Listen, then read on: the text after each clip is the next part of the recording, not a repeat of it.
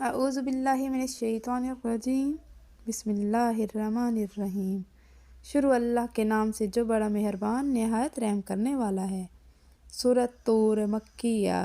قسم ہے طور کی اور قسم ہے کتاب کی جو لکھی ہوئی ہے کھلے اوراق میں، اور قسم ہے آباد گھر کی، اور قسم ہے اونچی چھت کی، اور قسم ہے موجزن سمندر کی۔ بے شک تیرے رب کا عذاب ضرور واقع ہونے والا ہے، نہیں ہے اسے کوئی دفع کرنے والا۔ یہ واقعہ ہوگا اس دن جب ڈگمگائے گا آسمان بڑی شدت سے، اور چل پڑیں گے پہاڑ ایک خاص انداز سے، سو تباہی ہے اس دن جھٹلانے والوں کے لیے۔ استغفار۔ اور وہ جو دن اپنی حجت بازیوں کے کھیل میں مشغول ہیں، جس دن دھکیلا جائے گا انہیں جہنم کی آگ کی طرف دھکے مار مار کر، کہا جائے گا یہ ہے وہ آگ جسے تم جھٹلایا کرتے تھے۔ کیا جادو ہے یہ، یا تمہیں کچھ سوجھ نہیں رہا؟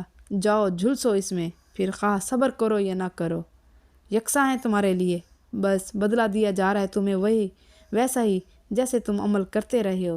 یقیناً متقی باغوں میں اور نعمتوں میں ہوں گے، لطف لے رہے ہوں گے ان چیزوں کا جو عطا فرمائی ہے انہیں ان کے رب نے، اور بچا لے گا انہیں ان کا رب عذاب جہنم سے۔ ان سے کہا جائے گا کھاؤ اور پیو مزے سے، سلے ان اعمال کے جو تم کرتے رہے۔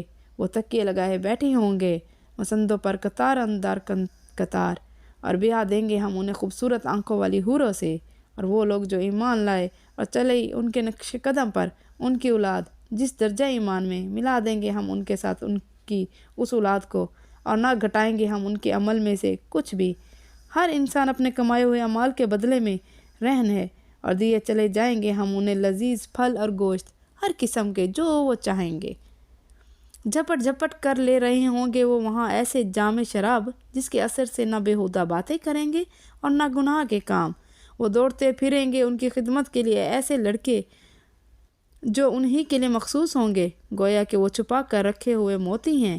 اور مخاطب ہوں گے اہل جنت ایک دوسرے سے حال و احوال پوچھنے کے لیے، کہیں گے ہم ایسے لوگ تھے جو اس سے پہلے رہتے تھے اپنے گھروں میں اللہ سے ڈرتے ہوئے، آخرکار احسان کیا اللہ نے ہم پر اور بچا لیا ہمیں جھلسا دینے والی ہوا کے عذاب سے۔ یقیناً ہم پچھلی زندگی میں اس سے دعائیں مانگا کرتے تھے، واقعی وہ بڑا ہی محسن اور نہایت رحم کرنے والا ہے۔ بس اے نبی صلی اللہ علیہ وآلہ وسلم، تم نصیحت کیے جاؤ کہ نہیں ہو تم اپنے رب کے فضل سے کاہن اور نہ مجنون۔ کیا یہ لوگ کہتے ہیں کہ یہ شخص شاعر ہے، اور انتظار کرتے ہیں ہم اس کے حق میں گردش ایام کا؟ ان سے کہو انتظار کرو، اور میں بھی ہوں تمہارے ساتھ انتظار کرنے والوں میں سے۔ کیا حکم دیتی ہے ان کو ان کی عقلیں ایسی ہی باتوں کا، یا پھر وہ سب سرکش لوگ ہیں؟ کیا یہ کہتے ہیں کہ گھڑ لیا اس قرآن کو اس نے خود ہی؟ نہیں، اصل بات یہ ہے کہ یہ ایمان نہیں رکھتے۔ اچھا تو انہیں چاہیے کہ یہ بنا لائیں کوئی کلام اسی شان کا اگر ہیں یہ سچے۔ کیا یہ پیدا ہو گئے ہیں بغیر کسی خالق کے، یا یہ خود ہی اپنے خالق ہیں، یا پیدا کیا ہے انہوں نے خود ہی آسمانوں کو اور زمین کو؟ اصل بات یہ ہے کہ یہ یقین نہیں رکھتے۔ کیا ان کے قبضے میں ہے تیرے رب کے خزانے، یا انہی کو حکم چلتا ہے ان پر؟ کیا ان کے پاس کوئی سیڑھی ہے کہ سن گن لیتے ہیں کہ یہ اس پر چڑھ کر عالم بالا کی؟ اچھا تو لائے وہ شخص جس نے کچھ سنا ہے ان میں سے کوئی کھلی دلیل کہ اللہ کے لیے تو ہیں بیٹیاں اور تمہارے لیے ہیں بیٹے۔ کیا مانگتے ہو تم ان سے کوئی اجر جس کی وجہ سے وہ اس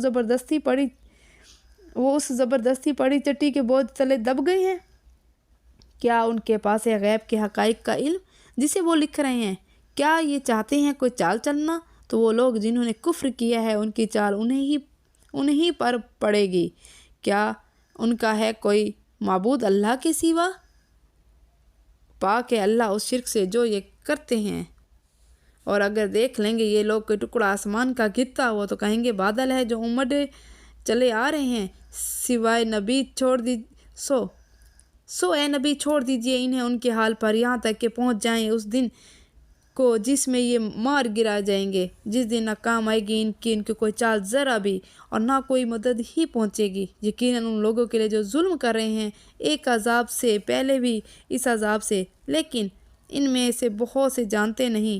بس اے نبی صلی اللہ علیہ وآلہ وسلم، صبر کرو اپنے رب کا فیصلہ آنے تک، اس لیے کہ بلا شبہ تم ہماری نگاہ میں ہو، اور تسبیح کرو اپنے رب کی حمد کے ساتھ جب تم اٹھو، اور رات کو بھی پھر اس کی تسبیح کرو، اور اس وقت بھی جب پلٹتے ہیں ستارے۔ آمنت باللہ، صدق اللہ العظیم۔ اللهم آنس وحشاتي في قبري اللهم ارحمني بالقرآن العظيم وجعله لي إماما ونورا وهدى ورحمات اللهم ذاكرني منه ما نسيت وعلمني منه ما جهلت وارزقني تلاوته وأنا الليل وأنا النهار وجعله لي حجة يا رب العالمین آمین۔ یا اللہ اے مالک کائنات، اے پالنے والے، اے رازق، دور فرما ہماری پریشانی ہماری قبروں میں۔ اے اللہ رحم فرما ہم پر قرآن عظیم کی برکت سے۔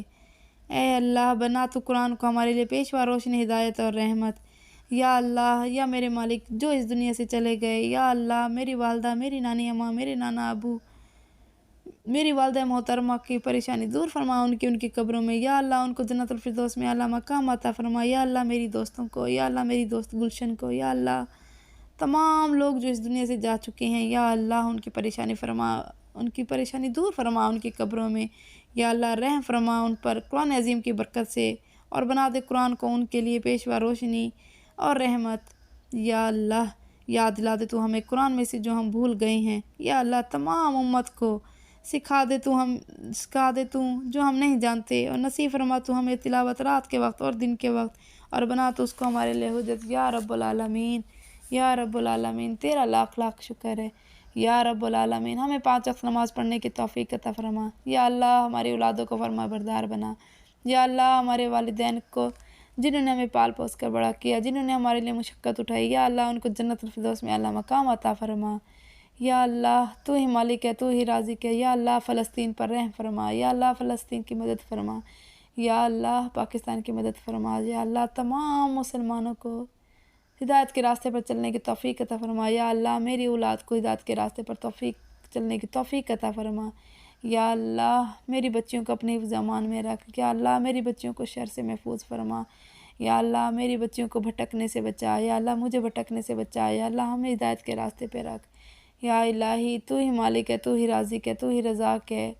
یا اللہ تو ہی مدد کرنے والا ہے۔ یا اللہ مرتے وقت کلمہ نصیب فرما۔ اشہد لا الہ الا اللہ وحدہ لا شریک لہ واشہد ان محمد عبدہ ورسولہ۔